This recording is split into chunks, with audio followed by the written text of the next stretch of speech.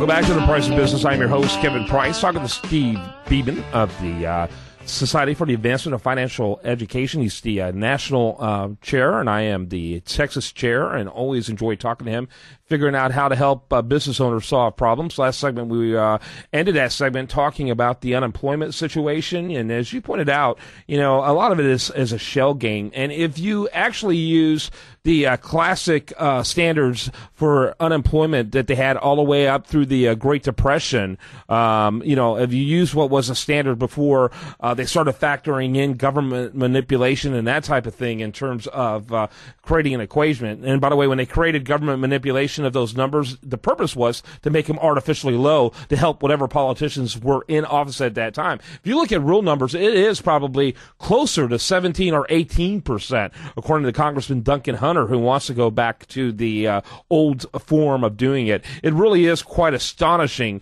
how comfortable we are with 19, 20 million Americans unemployed. Well, Kevin, that's exactly right. And I want to thank you, by the way, for allowing me to do my rapid-fire segment in that first part. You're a great host to give me that leeway, and I thank you for it. Oh, yeah. Well, you were on a roll. I didn't want to jump in until I could.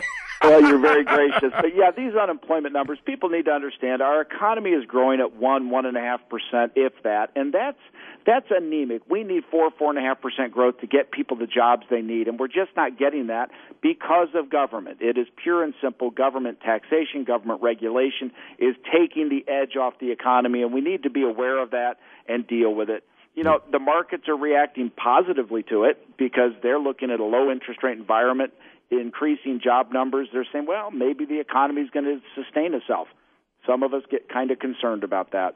Yeah, and you raise a very good point. The GDP now equals the national debt, or should I put it the other way around? National debt now equals the GDP. I don't know any country, once that began to happen, that was able to get more than 1% or 1.5% GDP growth annually. I don't know of any example of countries that have been able to do better than that. Do you? No, it's very hard to find. And I think, Kevin, as you look at it, the problem you've got, and people need to realize when the government is borrowing like they are to sustain their debt, that takes money away from private investment. There's only so much money to go around. And if it's choosing to go to the government, then it's not going to private business, and that's hurtful to small and mid-sized businesses. Yeah, it's called the crowding out effect is what it's called, I think. And the crowding out effect is so adverse and so pervasive when you got government competing for so much money. And the most frightening part is now over 20% of the federal government's expenditures is just to pay the interest on the debt. What the government tells consumers not to do, make sure you pay a little more so you can eventually get rid of that debt. They don't practice that themselves. Not indeed. In fact, if we followed the government's policy, we'd all be in big bankruptcy courts. Absolutely. But the reality, Kevin, it's why what you're doing is so important, because we need to not just wake up Americans, but we need to lead them on a path that gets them into the driver's seat on these issues.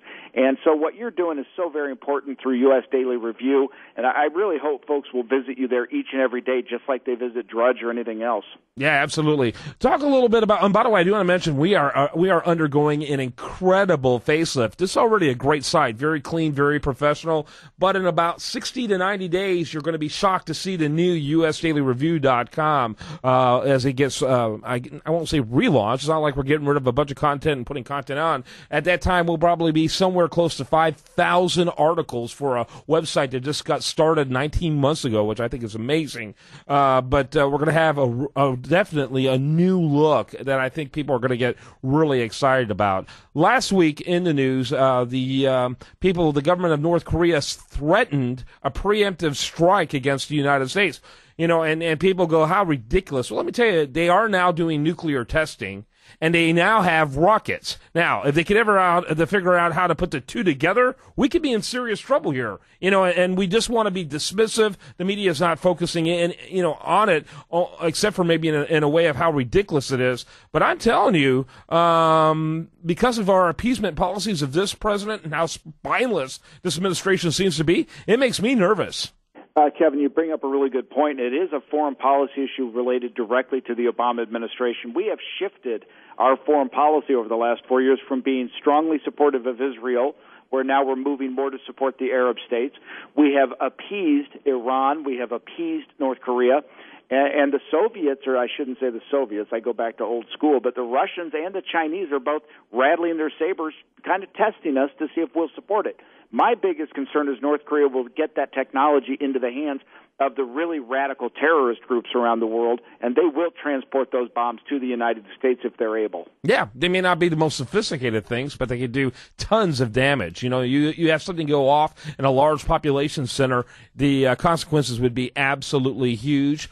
And I think it's pretty disconcerting, and we need to be taking it seriously. Last one for today, as we go through a lot of news stories. Venezuela's President Chavez died last week. What do you think happens as far as the political situation in Venezuela, and will it matter to the U.S.? I think first and foremost, Sean Penn goes through depression and gets some pills.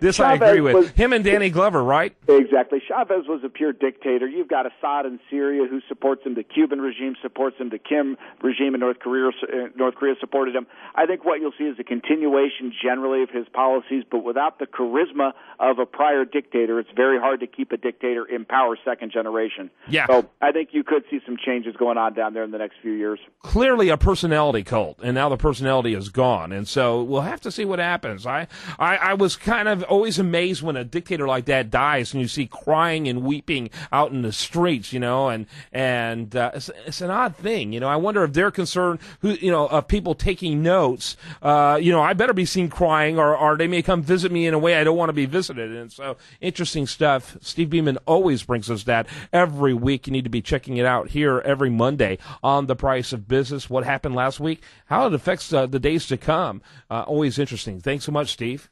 Thank you, Kevin. God's blessings. You too. People need to check out Society for the Advancement of Financial Education.org. Make sure you check that out. Also, make sure you email me, info@usdailyreview.com. We got a lot of events. In fact, I just sent him a list recently of places that are all lining up to have him come speak. We're looking forward to that. That'll be happening soon. All right, when we come back, more for you on this abbreviated edition of The Price of Business today.